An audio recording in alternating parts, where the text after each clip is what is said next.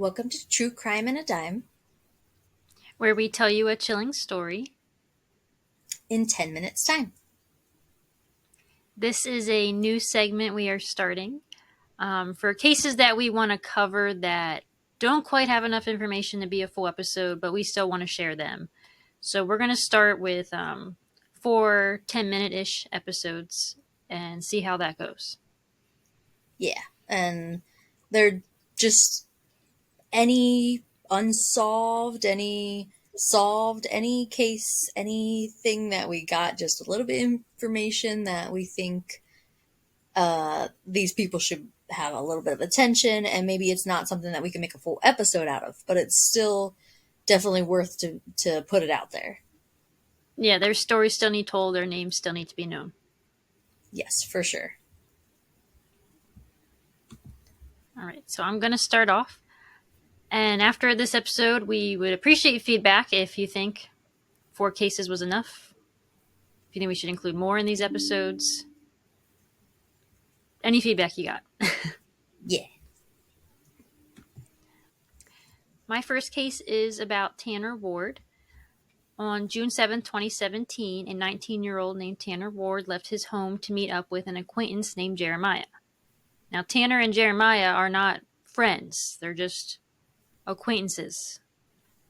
His mom and siblings don't really know much about this Jeremiah. He had nothing on him when he left the house, just clothes on his back and shoes he was wearing. His mom was preparing dinner at the time he was leaving. She asked if he would be back in time to eat dinner, and he said he was only going to be gone for 30 minutes and she can make him a plate. Tanner had a fiancée at this time named Megan. They also had a little baby girl named Sophia, who he was absolutely in love with and obsessed with. Aww. His sister described his and Megan's relationship as a fairy tale type romance. They were very in love.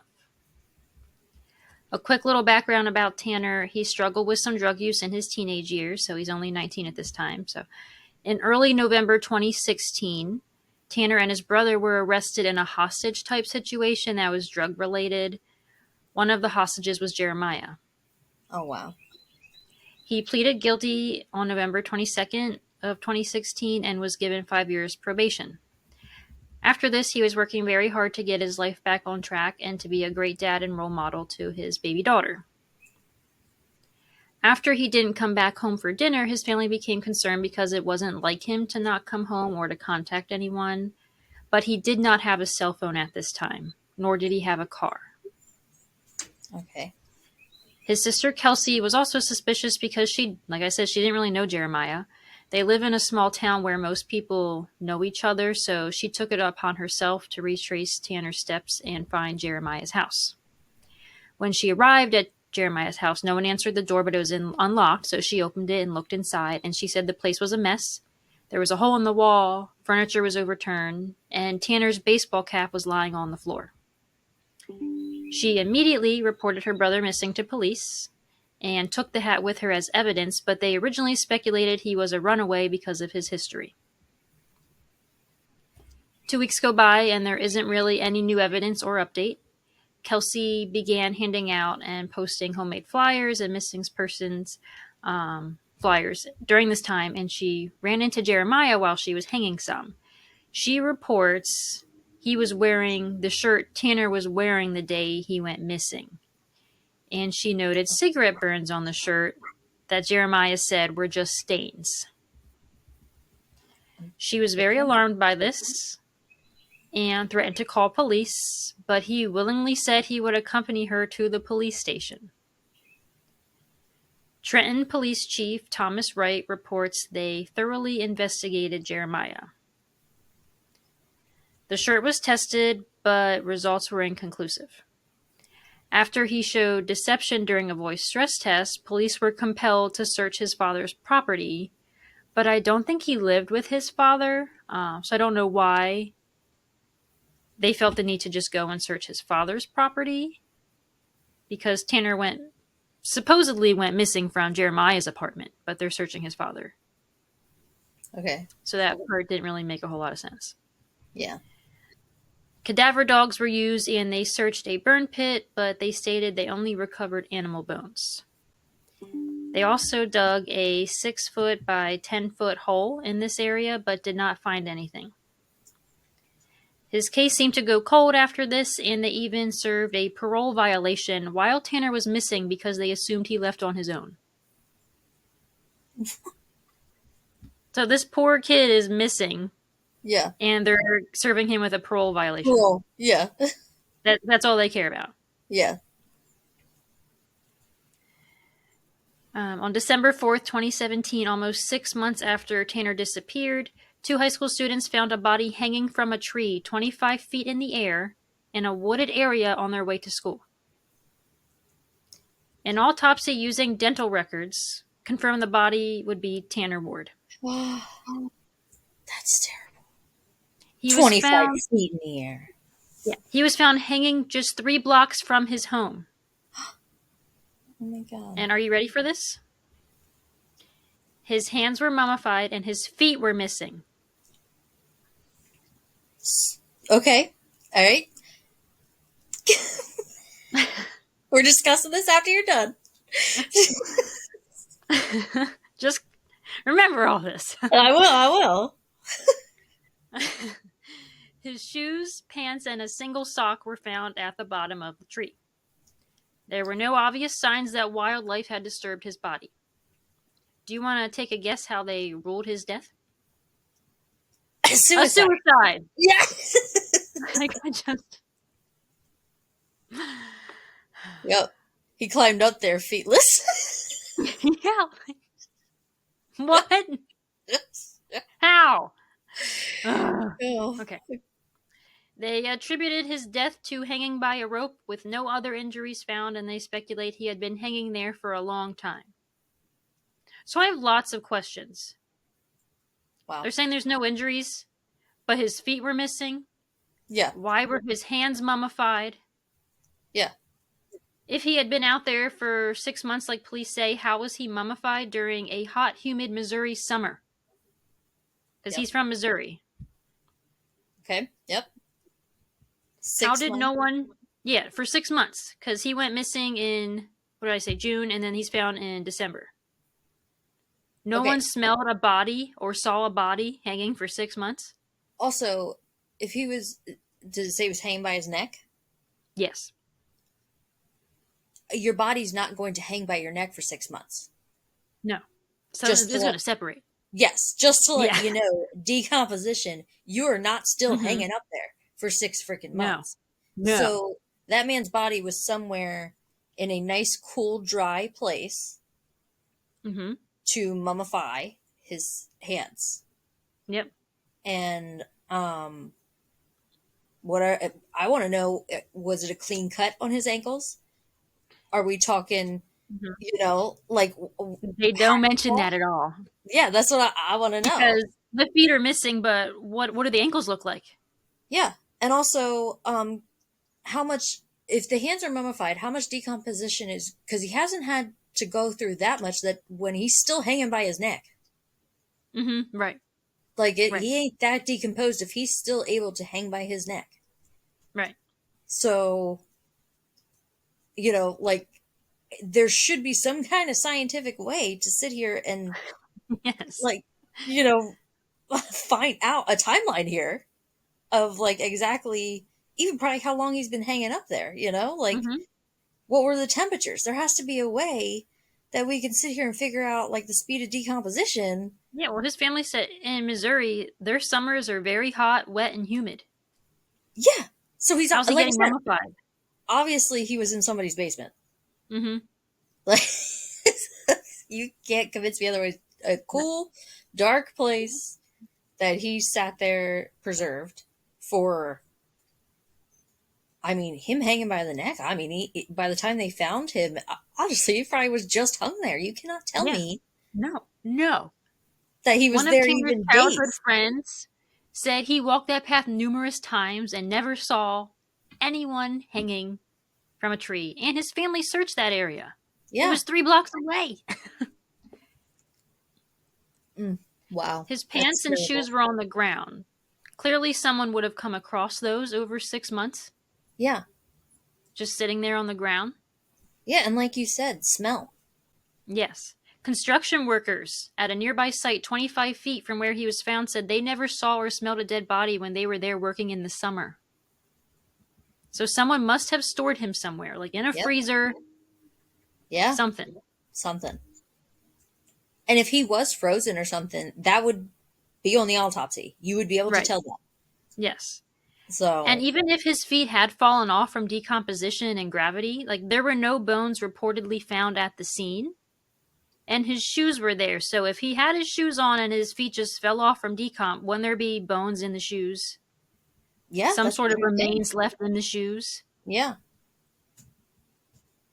And And like, the other thing, like we said, if it was decomp and gravity, how is his neck still intact, hanging yeah, from a rope? it's not going to. No. So yeah, I want to know who did the autopsy and what the full report is, because I just feel like we're not getting the full report because you can't be We're not. No. that oblivious to these things. Like, No. you know? But the coroner and the police all agree it was suicide. And like I said, I could not find any mention of what his ankles looked like. Like, was there evidence Yeah, of that's what I trauma? want to know. Yeah, I and could not for the life of me find an autopsy report. well, that's kind of a sad ending because I don't know. Is his family going to fight for that? Like, are they Yeah, so his family is questioning a lot of what we just discussed, and they okay? absolutely deny that Tanner would have killed himself. He was Okay, working good. on a better future. He had a daughter and a fiance who he loved very Yeah, much. He also had Father's Day plans because it was June. His and he said father I'll was be back away in on 30 minutes. deployment. Yeah. He said he'd be back in 30 minutes, and his father was away on deployment, and they had plans with him for Father's Day coming up in 2 weeks. That's sad. Now, obviously, anyone could have suicidal thoughts, despite everything I mentioned.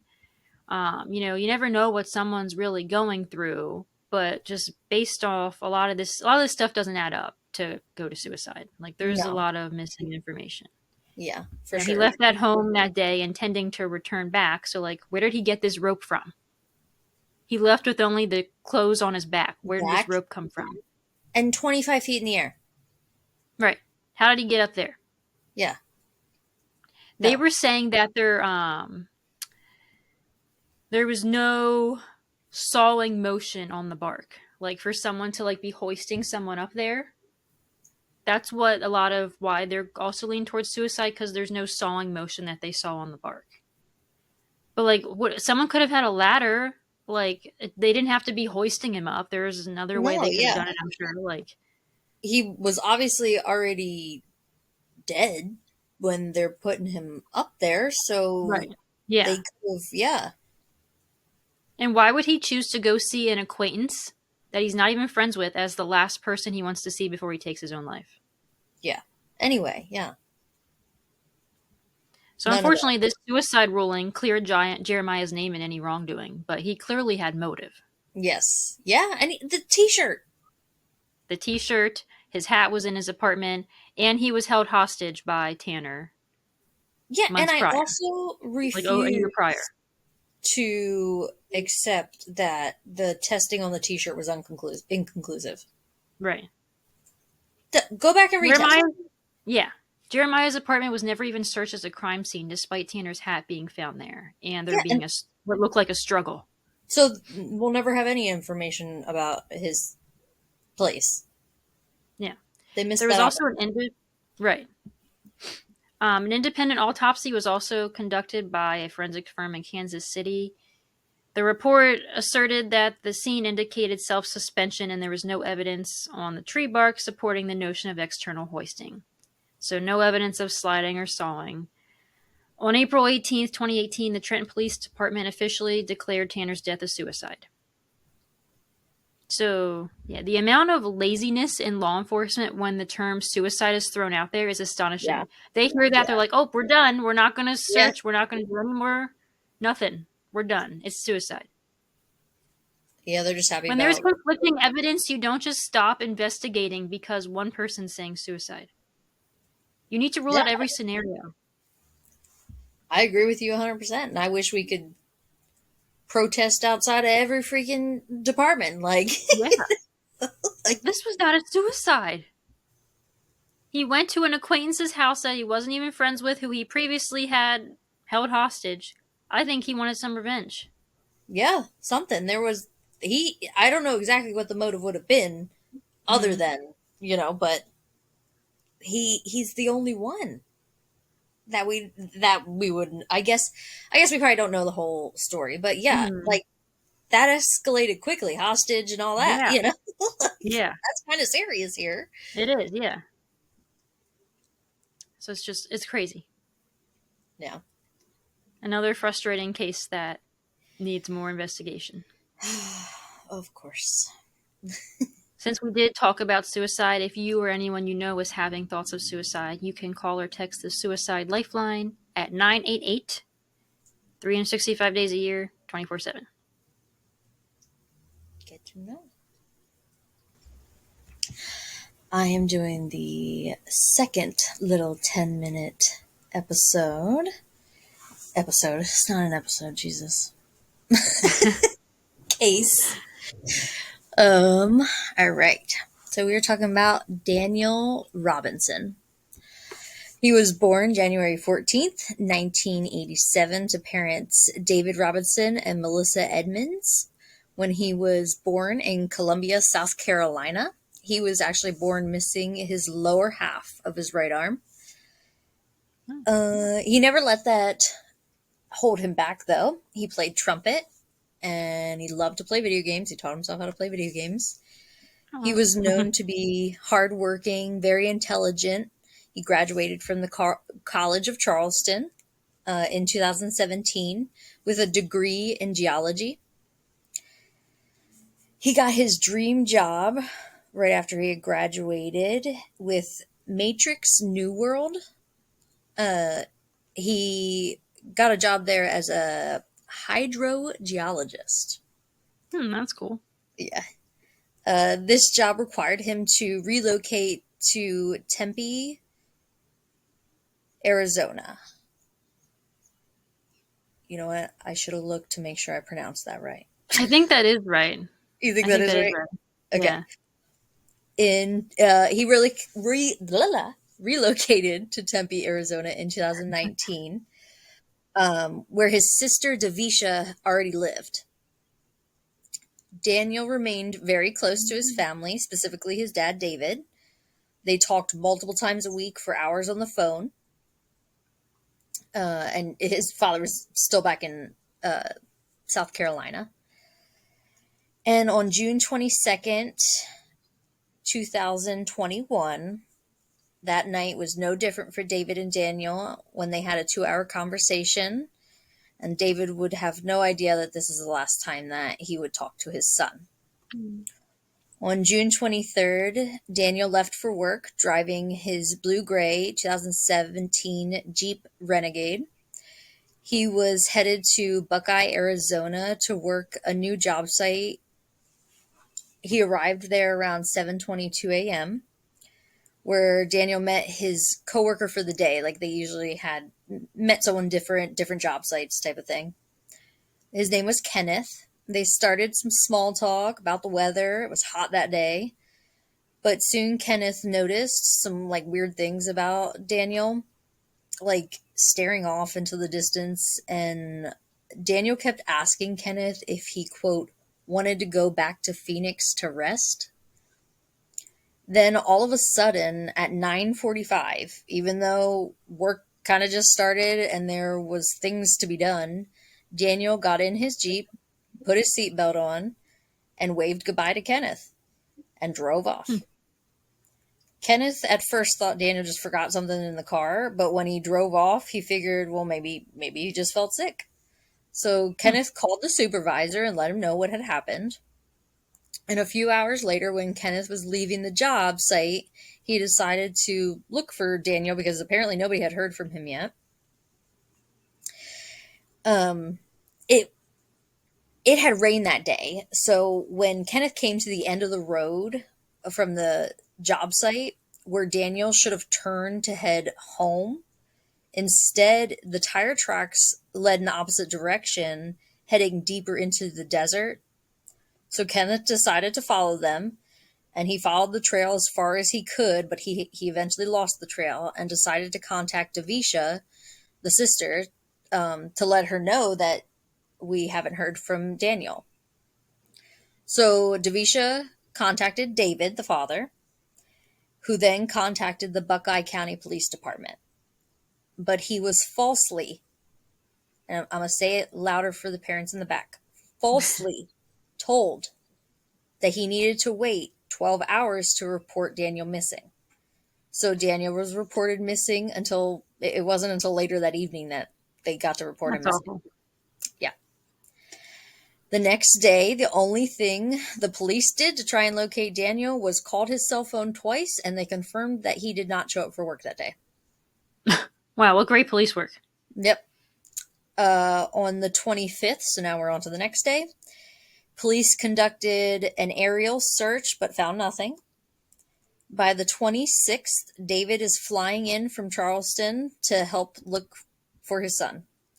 And the family went with. And when they arrived, they went directly to the police. And at this point, the only other thing police tried to do was they searched any kind of apps that were associated with his Jeep, like OnStar and stuff, to see if they could like get his final location, like where's the Jeep at. Mm-hmm. But there, unfortunately, there was no apps or anything that he had linked to his car to like look at. And his last cell phone ping was in the same area that he had reportedly went missing from, and that ping was at 10:30 a.m. and he had left that area around 9:45 a.m. Okay. So the police asked if Daniel was acting strange or anything or had any enemies, but the family had nothing suspicious or concerning to report to the police. The police told the family two off the wall theories that Daniel ran away in the middle of the desert, and that he ran away. That's it. They had no proof of anything. Like they're just Yeah. telling him, they literally have no proof of anything at this point. The phone, um, the phone, the the police, uh, were going to just write it off that he's a missing person, but the family refused to accept that whatsoever. Yeah, he was acting weird at work. Yeah. So David let the police know that he was frustrated, and he was very verbal about what he felt about their lack of efforts in trying to find his son. And David was actually in the army. He's a veteran, and he did 2 tours in Afghanistan. So thank you for your Oh, service, sir. yeah. So he was not afraid of the Arizona desert. He Yeah. immediately took a leadership role. He uh, organized volunteers. He set them into different search teams. He got them organized in grid lines to cover as much surface area, like detailed as possible.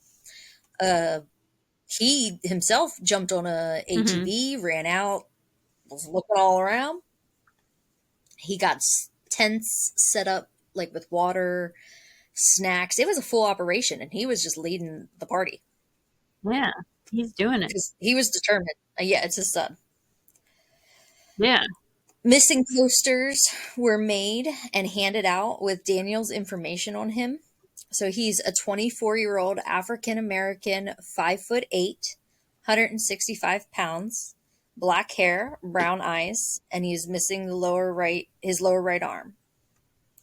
While they were searching, a skull was found, but it was determined to not be Daniel. On July 7th, police entered Daniel's apartment because family couldn't enter it. They couldn't get in. And they discovered the apartment clean and untouched. Remember that. On July 9th and Okay. 10th, the police department performed over 6 hours in total of aerial searches and found nothing. On July 17th, a rancher was looking for his cattle on his property. And then on the 19th, he was looking in the same spot on his property for the same cattle. And he found Daniel's Jeep laying on its passenger side in a ravine. So it was only 2 days. So the rancher went on the 17th, didn't see anything. 2 days later, on the 19th, searching the same area, he found the Jeep. So this is 4 weeks now that he was missing, and only Okay. a few miles from where he was last seen. The airbags were deployed, and evidence suggested that the driver was wearing a seatbelt. His orange work vest, t-shirt, brown boots, and his jeans and socks that were inside out were found in the Jeep. Also, his wallet, phone, and keys were in the Jeep. Because police saw no signs of foul play, they refused to do forensics. Oh, shit.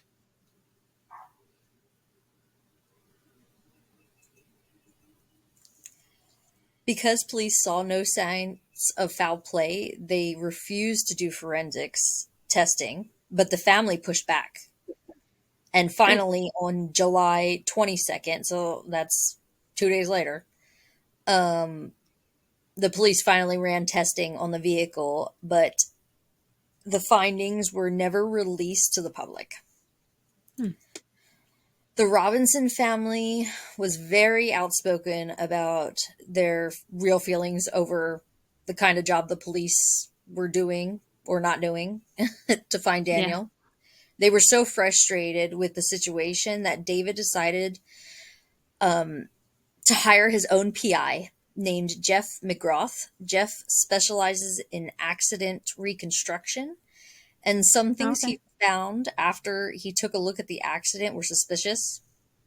He thought that the accident scene looked staged because the Jeep crashed around 1 p.m. So he's getting all this information from the little black box that collects information in your car. Uh-huh. So the Jeep crashed around 1 p.m. That was when the airbags were deployed. And then was there was red paint found on the Jeep that Jeff believed could have been transferred when another vehicle hit the Jeep. And Was this it would 1 also, p.m. the day he went missing?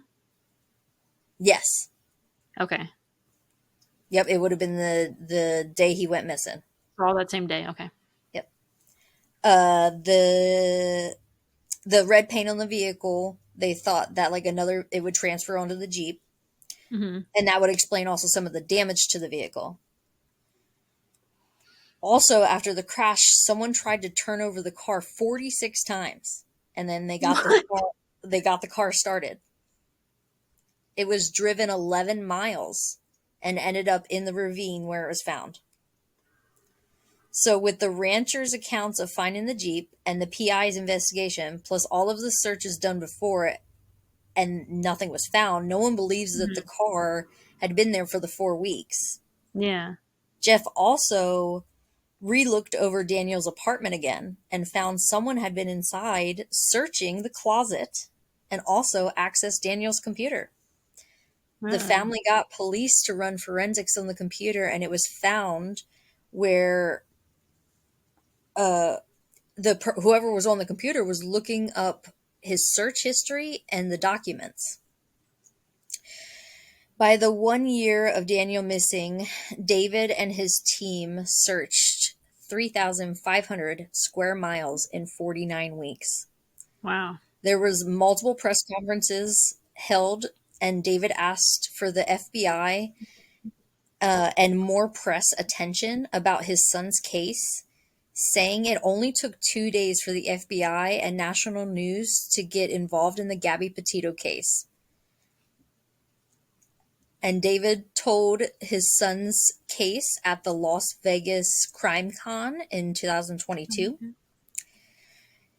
He decided in 2022 also to run for Congress, saying he would love to make it easier for families to find missing children. And David also made a website for Daniel. It's pleasehelpfinddaniel.com for everything related to Daniel, GoFundMe's, all that. We will link that as well to take a Yeah. look. And I want to end this with a quote from David, a father still looking for his son. The only thing I care about is finding my son, and I will do whatever it takes to find him. That's so sad. Yeah. So to me, it sounds like someone that knew him did this. If they knew where he lived and that he had a computer in his apartment. Yeah. Like, I don't know where that plays into this. Like, is it a cover up? Like, that's Right. And like, what's that. the motive here? Yeah. Did I, because it's pretty shitty how the police were doing everything. So were the police covering it up? Do Yeah. you know what I mean? Like, did the police go in Right. and actually look, you know? Right. Right. And also, like, did we uh, really look into this Kenneth guy? I couldn't Mm-hmm. find anything on Kenneth. Like, Yeah. hopefully he's innocent. He reported him missing, so I don't Right. get bad feelings from him, but, I would hope he was looked into. And that's the coworker. Yeah, that was the guy that, Yeah. at the job site. Yeah. Yeah, because he's the one that reported that he was staring off and acting weird. So it sounds like he was definitely distracted by something. Something was on Something. his mind. Yeah. Almost like he knew something would happen, kind of. Like, I Yeah. wonder if And he. Was there any talk of drug use? Any no, history? there was no history of drug use. He was a clean cut guy. Like, he was, Yeah. yeah. Because it sounds like, I don't know, maybe if he was involved in something or came across something and was a witness to something and someone wants to get rid of him. I don't know. But yeah, no, But it I seems agree. like someone knew him. If they knew when he was leaving work, knew where his apartment was, knew that he had a laptop or computer in there to even go through. I don't know. Yeah. I don't know though, like you said, why was he acting so strange? Right. Like, Yeah. There's something going on. yeah, We don't know what. no. So it's just that was the 2021. Hmm. And actually I got that case because when I was re-listening to Morbid, when he first went missing, they did a little segment um asking people for help and information because he had gone missing at that time. Oh, okay. Yeah. So, and when I re-listened to more of it, I was like, oh my God, let me Google that case to see if that man was ever found. And he wasn't. It broke my Mhm. heart. Yeah, because this was pretty recent. Yeah. So we just hope that Daniel comes home. Yeah, yeah. There's definitely a lot of information we're missing there. Yeah. Something Yeah. sketchy happened. Yeah. Sounds like he's got a badass dad, though, too. Yeah, yeah. His dad sounds awesome, and I hope if he did run for political office or whatever that he got it. I didn't look. I should have, but yeah, I hope so. Even though it's in my own state, I wasn't paying attention. Yeah. All right, we'll go on to case number 3. Shane Fell. He is from Harvey, Louisiana. He was 36 years old when he mysteriously disappeared after a car accident. On June 10th, 2011, Shane and his brother Brett went out with some friends to a pool hall known as Rum Runners. Which, speaking of Rum Runner, I love Rum Runners. It was located off Barataria Boulevard in Moreau, Louisiana. The men all went their separate ways at the end of the night around 12:30 a.m. But Shane lost control of his car while he was driving home on a winding stretch of road. His car flipped and he ended up in a ditch between Klein Road and Moreau Road, or Marrero Road. He was able to climb out of his red car through one of the windows. His brother just happened to call him a few minutes later, and Shane told his brother he wrecked his car. He was going to attempt to get home on his own, but Brett told him to just wait there. I'll come and get you. Shane called Brett back a few minutes later to make sure. Brett was on his way, and Brett recalled that Shane sounded a little panicked, but he just assumed he was still shaken up from the accident. The phone call was sadly the last time Brett would ever speak to his brother. He arrived to the crash site about 20 minutes after the first phone call, but Shane was nowhere to be found. Oh, A few police officers, an ambulance, and the fire department were already there when Brett arrived because a man who had been driving down River Road saw the overturned car and he called 911. He told the dispatcher that the car's windshield wipers were moving, but he wasn't sure if there was anyone inside the vehicle. They searched the area but found no trace of Shane except for one of his shoes in the mud. So, in the short time it took everyone to arrive at the scene, Shane had already vanished. wow. So, this was like minutes. That's scary. Yeah. Officers checked Shane's home and a nearby hospital, but there were no signs of him. Police were thinking he may have fled the scene to avoid a DUI, but there has not been any activity on his bank card since that day, nor his cell phone. Wow. Wait, what state Family was said this? this was Louisiana. Louisiana. Okay, good. Mhm. Family said it is very out of character for him to leave without telling anyone. His family searched the area around the accident site for the next 3 days, but didn't find anything. The Jefferson Parish police office, even searched the wood and the nearby Mississippi River levee. It is unclear what type of injuries Shane could have had from the accident. It was determined he was not wearing his seatbelt and his car flipped over at least once, so there's a good chance he could have had a head injury. That still doesn't really explain how he could have wandered away so quickly without being found. Yeah. Yeah, it's very weird. On June 14, 2011, search dogs scoured the area, but it had recently rained and they weren't able to pick up on which direction Shane left. Helicopters even scanned the area. On the night of the 16th, some friends and family spent some time on the road around the time the accident would have happened to kind of just see what traffic would have been like. And they noted that like enough cars went by that someone could have witnessed something or even possibly taken Shane. Brett is quoted saying, "I would give everything I have to find my brother. Without him, my life isn't the same and it will never be the same." He had even taken a leave of absence from his job to just concentrate on finding his brother. Tim Miller, the founder of Texas EquiSearch, even said that the case was one of the most perplexing ones he had ever seen, and he didn't believe Shane had fallen into the Mississippi River. A few weeks later, detectives were still investigating, but they had exhausted all leads by that time.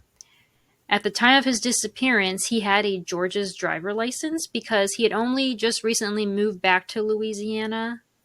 Searches were done in Savannah, Georgia, where he had been living, in case Shane had some memory loss from his head injury and maybe tried to make his way back to Savannah, but nothing turned up. His family has continued to search for him. His mother, Terry Fell, is convinced Shane is still alive, but that he might not remember who he is. There have been several reported sightings of Shane in various homeless camps, but none of them have been confirmed, and his case has been cold for more than a decade. Wow. Yeah. That's It's so weird. Like, where did he go? He knew his brother was coming. He even called and confirmed, like, "Hey, are you still coming?" And his brother said he'd be there in a few minutes. Why did he? yeah, that's like I don't know, because also like a little piece of my brain's like aliens or like Right. like I can't help it. Like my You never brain know. Like, thinks of that, but mhm. I don't unfortunately think he's even if he suffered from a head injury. I think he had his phone on him. Right. So I feel like even if he suffered from some kind of amnesia, he would have so well Yeah, it's very bizarre. Like, yeah, I that's why that like one cases like these always like interest me so much because I'm like, even though there's a lot of people that like answers, I like the unknown. I like trying to like figure out like what could have happened. I hate it. I don't like it. I don't like it. I don't like the feeling it gives me. I know it is like very chilling, you Yeah, know. it gives me a little like it gives you an unsettling feeling. Yeah, it does. Yeah, like Yeah. did someone come by and like offer him a ride? Yeah, and he And then, but then where did they take him? What happened to him after that? yeah. There's so much. Yeah, there's a lot of possibilities. Yeah, cuz we literally have nothing to go on. Nothing. But at the same time, there's no obvious possibility, or else we would be finding him, you know, Yeah. potentially. Yeah. It's, That's true. so I feel bad for his family. Like, I feel like these cases are the worst for family because there is just no answers. They have no idea. Yeah. We've had two of them now for Mm-hmm. wow. Yeah. All right. I am doing the final episode, and I'm sorry that I am doing this final episode because it's going to end on a sad note. I apologize. Oh. But it's still a case that needs to be told, like we said. Yep. And I want to start by clarifying, clarifying that after this case in 1963, the laws changed where states have to provide legal representation to defendants even if they cannot afford one. But Okay. either way, in this case, absolutely nothing was done correctly, and racism was definitely the reason for this terrible execution of South My God. Carolina's youngest person put to death. George Stinney Jr. was born October 21st, 1929, in Altoona, South Carolina, to parents George Junius Stinney Sr. and Amy Brown Stinney. George Sr. worked at the town sawmill, and the family grew up in the company housing on the black side of town. The white and the black sides of town were segregated in very small towns in the South. It was common. Yeah. And this town was separated by the railroad tracks. George Stinney Jr. was playing in his front yard with his siblings, younger brother Charles, 12, younger sister Catherine, 10, and 7-year-old Amy, the youngest. On March 22nd, 1944, Betty June Binnicker, 11 years old, and Mary Emma Thames, aged 8, were riding their bikes looking for maypops, or also known as passion flowers. As they passed the Stinney's house, the girls asked George and Amy if they had seen any of the flowers, and they both said no, and the girls continued on their way. The girls would never return home that night, and their bodies would be found the next day in a ditch on the African American side of town by a pastor's son. Oh. They both had severe blunt force trauma to the head by a blunt instrument with a round end, and Betty had some signs of sexual assault. My God. How? And they were what? Like you said, 10 or 12? It was 8 and 12. My God. Yeah. George had mentioned to someone that he had just seen the girls the day before, and in a small town, that information got back to the police quickly. So George was brought in for questioning alone. He is questioned for hours with no attorney or his parents present, handcuffed in a small room. Just a 14-year-old boy surrounded by police officers, 4 hours behind a closed door. Police claim George confessed to murdering the girls, and that they had, even though they had no proof or a written confession from him. So they arrest George, and on April 24th, 1944, all in the same day, George's jury was selected. He was tried and sentenced to death for the murders. Oh my God. He was represented by a tax attorney that had never defended a criminal case in his entire life. A tax attorney Yep, in a murder trial. yep. 6 people were called to testify, including 3 officers that all stated George confessed to the killings. But no witnesses. Nope, no witnesses, and all the police officers, when they retold the stories, all of them had different stories. Oh. So we're just going to go off all these different stories. Yeah, Okay. he was. The trial took 2.5 hours, and the jury deliberated for 10 minutes. 10 minutes? Not like this. And how old is this kid? 12? 14. 14. Yep. They're going to deliberate for 10 minutes. And not a single African American person was present in that courthouse that day, Of course not. except for George. That is not a fair trial. Innocent George. Mm-hmm. So within a day, he had to be moved to Columbia, South Carolina, because he was at risk of lynching.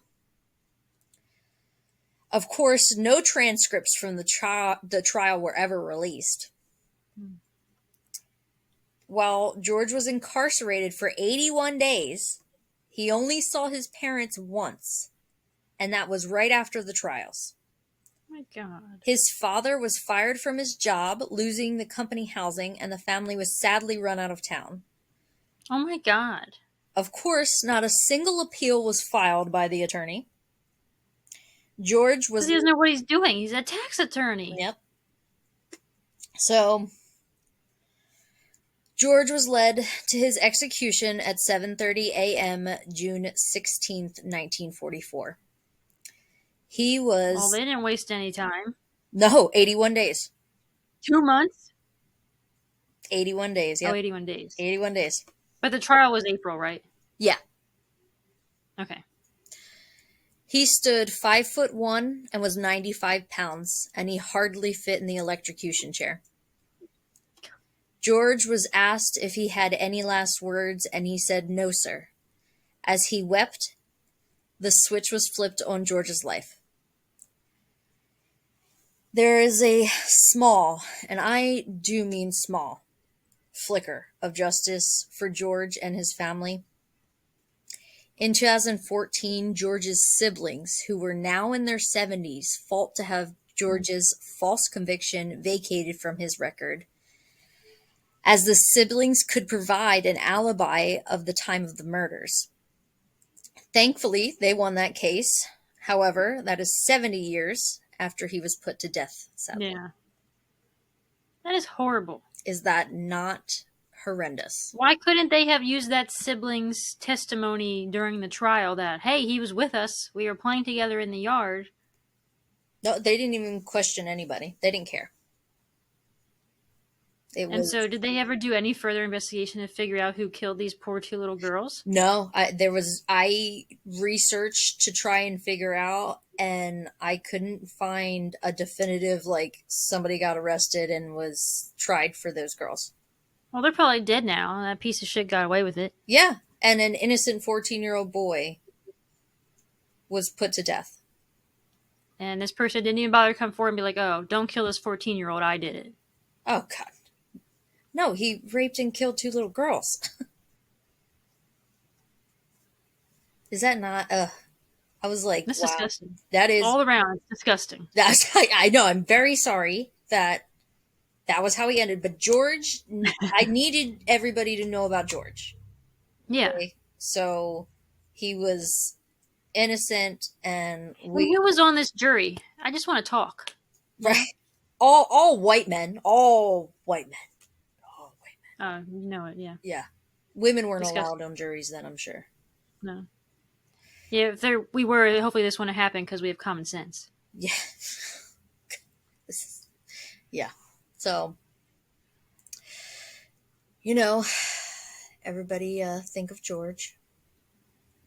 And it was just the anniversary of this, like, of when the crime happened. You said March 22nd. It's March 26th, and we're recording this. So. Yeah, we haven't been trying that, but that's kind of been happening. No, I know. We've been having a couple line up. Yeah. So, again, let us know what you guys think of an episode like this and the format that we did it in. Yeah, do you want us to continue doing true crime in a dime, or do you just prefer? Would you prefer us to give these short cases one episode? Yeah, I feel just like do that would quick be kind little of ditties, or yeah. Or do you like them all grouped together like this? yeah, yeah. Let us We know. want feedback. Make like a shadow and follow us on Facebook, Instagram, and YouTube at. Lurking in the Shadows podcast. Go follow us on TikTok at. Lurking in the Shadows pod. Send us a Gmail at. Lurking in the Shadows podcast at gmail.com.